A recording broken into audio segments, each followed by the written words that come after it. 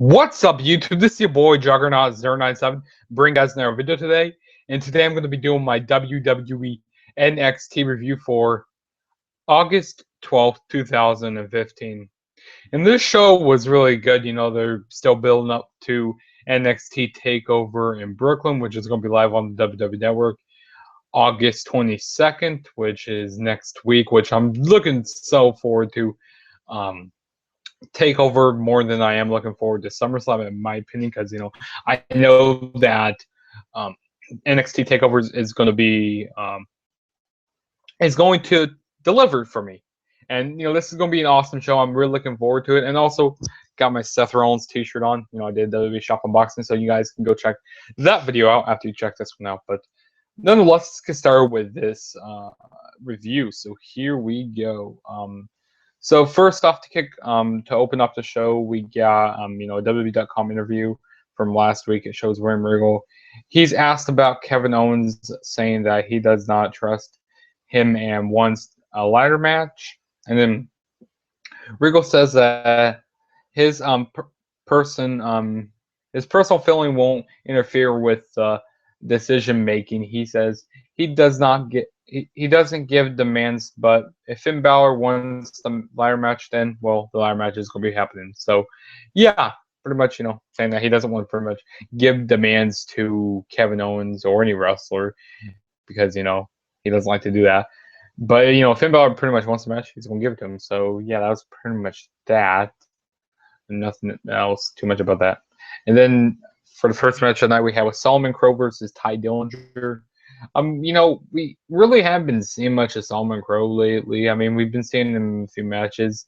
I like Solomon Crowe, but the thing is, he really hasn't been doing much for me. I don't know, really. But Ty Dillinger, and he debuted this new gimmick. It was like this perfect 10 gimmick. Like he goes like this with his hands. So like a perfect 10. So I thought that's pretty cool. So they go into the exchange, but Dillinger wins that exchange they had, and then he does the flashing the 10. So he does the flashing the 10 on his hands, and then Dillinger had Crowe in a headlock, and then gets out of it. Well, Crowe gets out of it, and the Irish whips Ty Dillinger into the ropes, and then Ty Dillinger, he does a cartwheel and then flashes the 10 again on his hands. I thought that was funny. And then Crowe got mad and then kicks Ty Dillinger in the corner and then gave Ty Dillinger a chop in the corner. Crowe hit a nice Hurricane Rana. Crowe hit a nice kick, but then ran into one of Ty Dillinger's kicks.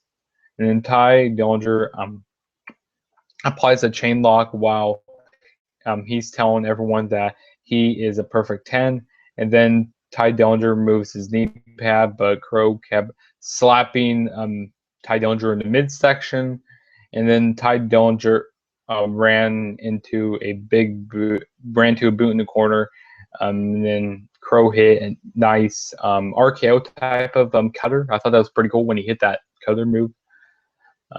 So yeah, he hit a cutter.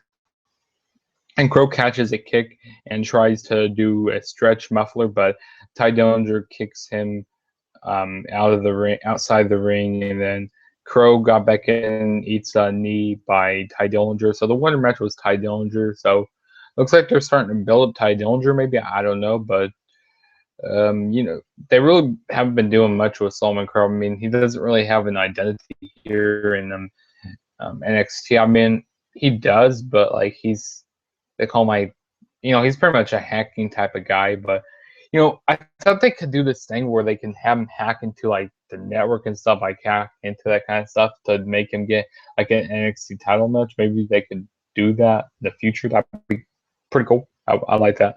But yeah, Ty Dillinger wins. Decent match here. Nothing else too much to say about this. And then next, we have a video package from earlier in the day. It shows Mojo Rawley when he meets up with Zack Ryder outside. Mojo Rawley says, I've been blowing you up a whole bunch of times. And he goes, and then Zack Ryder pretty much goes like, I'm a normal person. I was sleeping at 3 o'clock in the morning. And then Mojo Rawley pretty much says, he was at the club with like 10 girls, and and Zachary asked why was he in his ring gear, why is he in his ring gear, and he was just confused. I was confused also during this, like, why are they doing this? And this was just a pointless segment. Didn't really need this. So yeah, that was that. And then next we had was Baron Corbin versus Axel Tischer. Pretty much this is how a Baron Corbin match goes. He hit a splash in the corner, and then he hit the end of days for the win. So Baron Corbin wins. He beats Axel Tischer. But then he grabs a microphone and says, every time I come to the ring, I dominate. And he says he is the real deal. Then he says, if you step into the ring with me, the same tired story. No one gets up from the end of days. Then Steve Cutler came out. I don't know why. Maybe. Oh wait, I think Axel Tischer and Steve Cutler, they tied up before. Maybe, I don't know. But Steve Cutler came out and he got an end of days, and then he got back on the mic and says, like I said, nobody gets back up from the end of days. And then he goes, and he doesn't care who you are. And then Samoa Joe makes his way out to the ring. I didn't really expect Samoa Joe to come down to the ring. But Joe says, he's impressive. He's impressed with Baron Corbin. Then Joe says, so he goes like, so I'm in the back and I hear you moaning that you won the challenge. And then Joe says, well, that's impressive path of destruction you laid. But Joe says, you won't be able to do that to me. And then Corbin says, I can do that. I can do this to anyone, including you. And then Joe says, how about you do it right now? And then Corbin says, yeah, right. I just fought two guys. Then he says, but we can do this, but not right now. And then Corbin rams Joe. He like bumped Joe, and then Joe, grabbed him. But Corbin, then they started brawling. Corbin hit some punches, some slaps. Then he started laying the boots onto Samoa Joe. Then Corbin tries doing the end of days on Joe, but Joe locked in the rear naked choke, and then Corbin passed out to that. So you really haven't saw much of Baron Corbin, passed out before. You haven't really saw much, beat down before. I mean, you saw that with the Bull Dempsey stuff they did, but you really haven't seen much of it. So, yeah. And then it shows a Bull Fit video package. One of the shortest Bull Fit video package they ever did. Pretty much shows him working out. That's all. So yeah.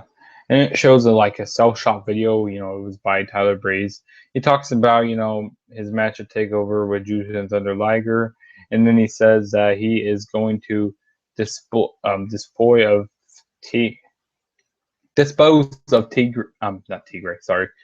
Liger, just like he did to Hideo Itami. So, yeah. That was that. Pretty much said he's going to do the same thing, like I said there. But yeah. Next match we had was Finn Balor. He was in action. This was a non-title match. He was facing Marcus Louis. And there's something I noticed with Marcus Louis. I noticed he reminds me of a Kane, like a corporate Kane kind of. He with the jeans with him bald. He just reminds me of corporate Kane. I don't know if you guys think that, but I do. But Balor, he goes into some nice ground wrestling, amateur wrestling type of moves. But Balor hit a shoulder tackle, then went for the cover, but Marcus Louis kicks it out. Marcus hit some punches and then kicks in the corner, but did not last very long. And then Balor hit some forearms to the face of Marcus. And then Marcus hit this choke slam type of move. See, like I said, I think Marcus Louis is kind of like a Kane, which I don't like that. No, just don't. I don't like how they're doing that. But he hit a choke slam type of move and then went for the cover for two. Finn Balor kicks out two. And then Marcus ran into a boot in the corner. Then Balor started chopping Marcus Louis in the corner. And then Balor hit a nice sling blade. Then Balor hit a corner dropkick followed up by the coup de grace for the win. And after the match, when Balor was heading up to the top of the stage, Owens came out and attacked Balor for behind. Then Owens went for the pop-up powerbomb on the apron, but Balor got free, and then he hit a drop kick into the guardrail, into the barricade. Then they got back into the ring, and then Balor tried doing a drop kick in the corner, but Owens caught him in a pop-up powerbomb. So pop-up powerbomb by Kevin Owens on Finn Balor, and then after that, Kevin Owens pretty much mocked Finn Balor. Like how he throws his hands up and stuff. So he pretty much mocked Finn Balor, and then he steps right over Finn Balor, throws the title at Balor, lays the title right on him, and just walks over him. Pretty much disrespecting Finn Balor. So, yeah, that was that. Give me 1 second, guys. I need to mute my mic here.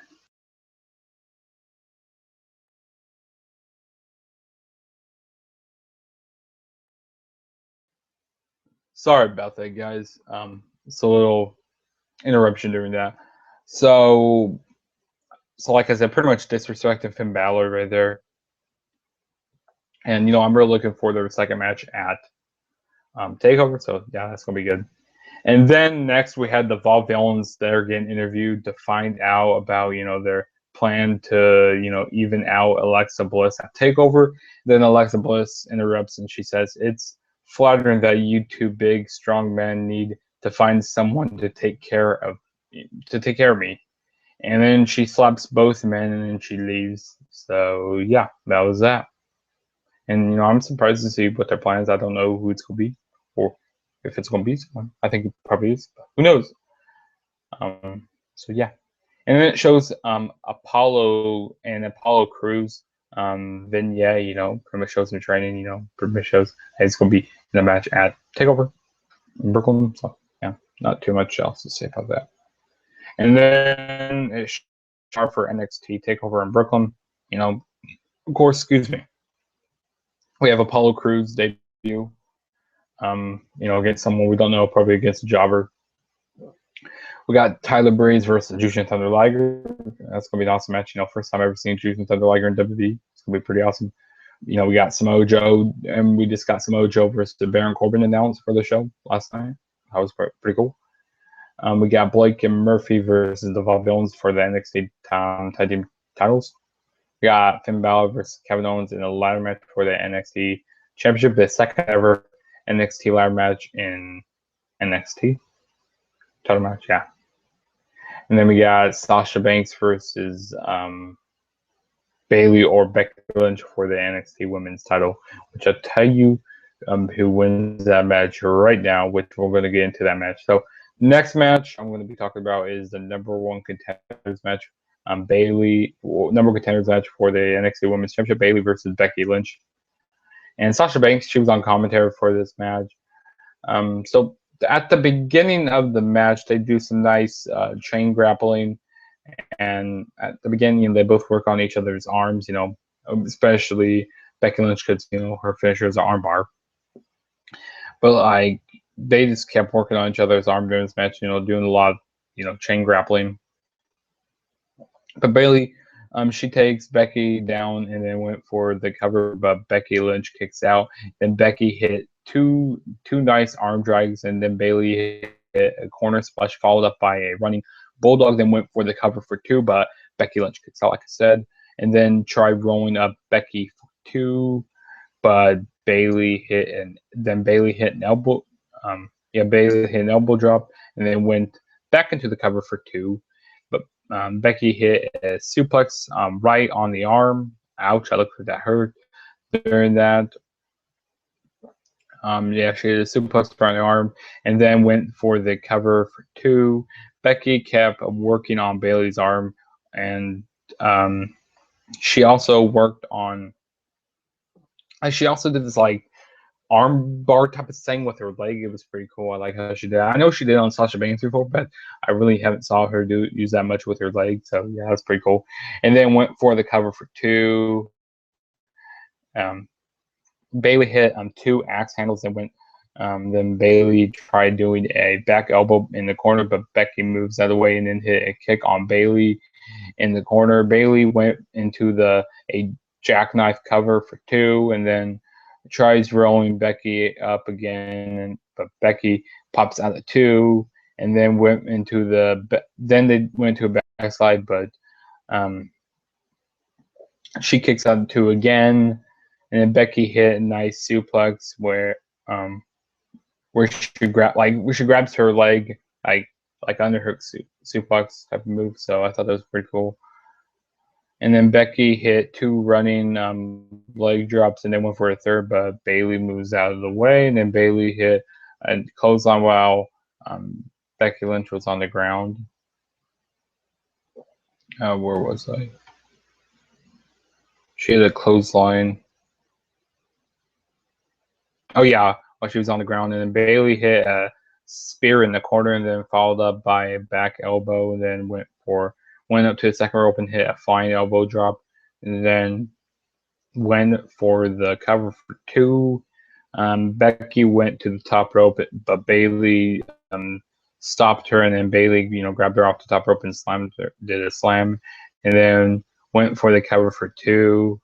But Becky, she tried to lock in an armbar, but Bayley made it to the ropes, and then Bayley hit a nice suplex and tried going for the Bayley to belly, but Becky tried locking in an armbar, but Bayley rolled her up for the 1, 2, 3. So your new number 1 contender is Bayley. So yeah, which I kind of expected that because Becky Lynch is on the main roster, and she wasn't going to be she's already had her chance at this championship.